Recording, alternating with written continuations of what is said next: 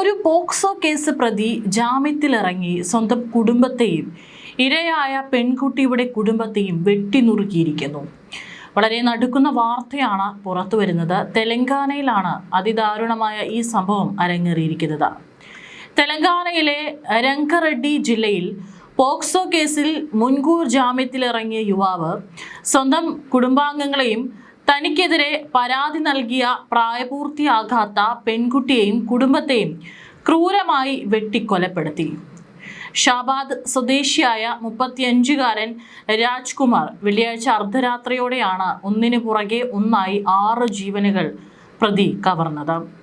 അതും മണിക്കൂറുകളുടെ വ്യത്യാസത്തിൽ 6 അതിക്രൂര കൊലപാതകം. കൃത്യത്തിന് ശേഷം ഒളിവിൽ പോയ പ്രതിക്കായി തെലങ്കാന പോലീസ് നിലവിൽ വ്യാപക തെരച്ചിൽ ആരംഭിച്ചിരിക്കുകയാണ്. ഇയാളെ ഇതുവരെ കണ്ടെത്താൻ സാധിച്ചിട്ടില്ല. കേരളം നടുങ്ങിയ നെന്മാറ ഇരട്ടക്കൊല എല്ലാവർക്കും ഓർമ്മ കാണും. പാലക്കാട് പോത്തുണ്ടി സ്വദേശികളായ സുധാകരൻ എന്ന് പറയുന്ന വ്യക്തിയെയും അദ്ദേഹത്തിൻ്റെ അമ്മ ലക്ഷ്മിയെയും കൊന്ന കേസിൽ കൊടും കുറ്റവാളിയാണ് ചെന്താമര എന്ന് പറയുന്ന ഒരു പ്രായം ചെന്നിട്ടുള്ള ഒരു മനുഷ്യൻ. 2025 ജാനുവരി 27-നാണ് ഈ ഇരട്ട കൊലപാതകം നടന്നത്. അതിനു മുമ്പ് 2019 സുധാകരന്റെ ഭാര്യ സജിതയെയും ചെന്താമര കൊലപ്പെടുത്തി. ഈ കേസിലാണ് ചെന്താമരയ്ക്ക് നേരത്തെ കോടതി ഇരട്ട ജീവപര്യന്തവും പിഴയും വിധിച്ചിരുന്നു.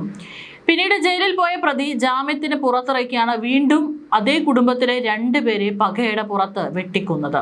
കുറ്റം തെളിയുന്നത് വരെ ഏതൊരാളും നിരപരാധിയാണെന്ന ക്രിമിനൽ നിയമ തത്വം അനുസരിച്ചാണ് കോടതികൾ പ്രതികൾക്ക് ജാമ്യം അനുവദിക്കുന്നത്. കുറ്റവാളികളെ സംരക്ഷിക്കാനല്ല, വിചാരണ തീരുന്നതുവരെ അവരെ അനിശ്ചിതമായി ജയിലിൽ അടയ്ക്കുന്നത് ഒഴിവാക്കാനാണ് ജാമ്യം നൽകുന്നത്. പുറത്തിറങ്ങി വീണ്ടും അക്രമം നടത്തുമെന്ന ഭയം ഒഴിവാക്കാൻ കോടതികൾ ജാമ്യം നൽകുമ്പോൾ ചില കർശന വ്യവസ്ഥകൾ ഏർപ്പെടുത്താറുണ്ട്.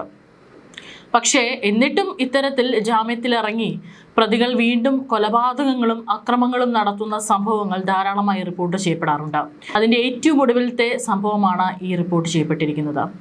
ഇനി ഈ കേസിൽ സംഭവിച്ചിരിക്കുന്നത് എന്താണെന്ന് വിശദമായി പറയാം. ഈ വർഷം മെയ് 16-നാണ് 17-കാരി രാജ്കുമാറിനെതിരെ പോലീസിനെ സമീപിക്കുന്നത്. പരിശീലന സ്ഥാപനത്തിൽ നിന്നും വീട്ടിലേക്ക് പോകുന്ന വഴിയിൽ പ്രതി പെൺകുട്ടി നിരന്തരം പിന്തുടർന്ന് ശല്യം ചെയ്യുകയും പ്രണയ അഭ്യർത്ഥന നിരസിച്ചതിനെ തുടർന്ന് ലൈംഗികമായി ഉപദ്രവിക്കുകയായിരുന്നു. ഇയാളുടെ പ്രായം ഓർക്കണം, 35 വയസ്സ്. പെൺകുട്ടിക്ക് വെറും 16 വയസ്സ്. ഇത്രയും ചെറിയ കുട്ടിയോടാണ് ഇയാൾക്ക് പ്രണയം. മാത്രമല്ല ഇയാൾ വിവാഹിതനാണ്. ഇയാൾക്ക് 2 കുട്ടികളുണ്ട്. തുടർന്ന് ശല്യം സഹിക്കാനാവാതെയാണ് പോലീസ് ഇയാൾക്കെതിരെ കേസെടുത്തത്. കേസ് രജിസ്റ്റർ ചെയ്തതിന് പിന്നാലെ ഒളിവിൽ പോയ രാജ്കുമാർ കോടതിയെ സമീപിക്കുകയായിരുന്നു. 7 വർഷത്തിൽ താഴെ മാത്രം ശിക്ഷ ലഭിക്കാവുന്ന വകുപ്പുകൾ ചുമത്തിയാണ് ഷാബാദ് പോലീസ് കേസ് രജിസ്റ്റർ ചെയ്തിരുന്നത്.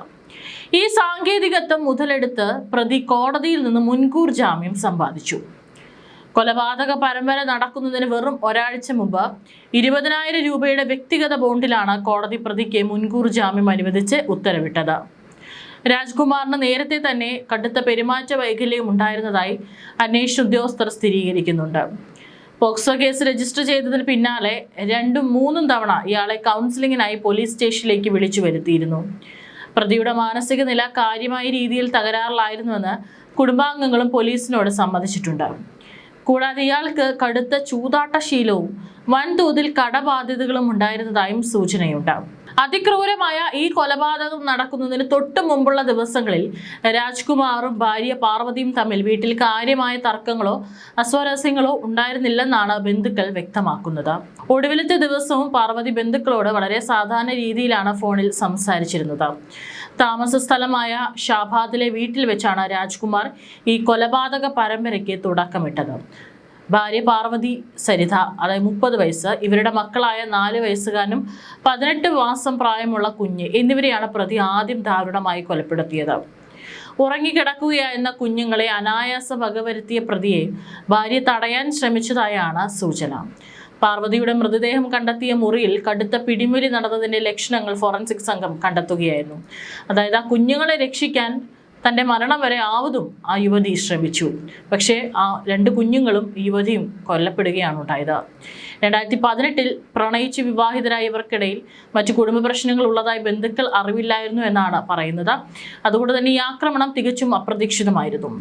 സ്വന്തം ഭാര്യയെയും മക്കളെയും വകവരുത്തിയ ശേഷം രാജ്കുമാർ അവിടെ നിന്നും ഏകദേശം 6 കിലോമീറ്റർ അകലെയുള്ള ദേവലഗുണ്ടയിലെ മറ്റൊരു ഗ്രാമത്തിലേക്ക് തിരിച്ചു.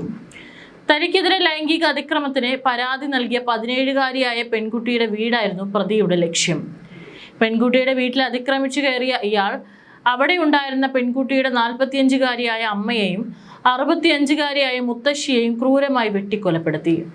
അമ്മയെയും മുത്തശ്ശിയെയും വധിച്ച ശേഷം പ്രതി പ്രായപൂർത്തിയാകാത്ത പെൺകുട്ടിയെ ബലമായി കാറിൽ കയറ്റി വിജനമായ സ്ഥലത്തേക്ക് കൊണ്ടുപോവുകയായിരുന്നു. അവിടെ വെച്ച് പെൺകുട്ടിയെയും ഇയാൾ ക്രൂരമായി കൊലപ്പെടുത്തി. അതേസമയം സംഭവ സമയത്ത് പെൺകുട്ടിയുടെ ഭിന്നശേഷിക്കാരിയായ 20 വയസ്സുള്ള സഹോദരിയും വീട്ടിലുണ്ടായിരുന്നു. എന്നാൽ രാജ്കുമാർ ഇവരെ യാതൊരു വിധത്തിലും ഉപദ്രവിക്കാതെ വിട്ടയച്ചതായാണ് പോലീസ് നൽകുന്ന വിവരം. 6 കൊലപാതകങ്ങളും പൂർത്തിയാക്കിയ ശേഷം രാജ്കുമാർ തൻ്റെ പിതാവിനെ ഫോണിൽ വിളിച്ച് വിവരങ്ങൾ പങ്കുവച്ചിരുന്നു. ഞാനിത് ചെയ്തു, ഈ ആളുകളെയെല്ലാം ഞാൻ കൊലപ്പെടുത്തിയെന്നാണ് ഫോണിലൂടെ പ്രതി പിതാവിനോട് വെളിപ്പെടുത്തിയത്. താൻ ആത്മഹത്യ ചെയ്യാൻ പോവുകയാണെന്ന സൂചനയും പ്രതി പിതാവിന് നൽകിയിരുന്നു.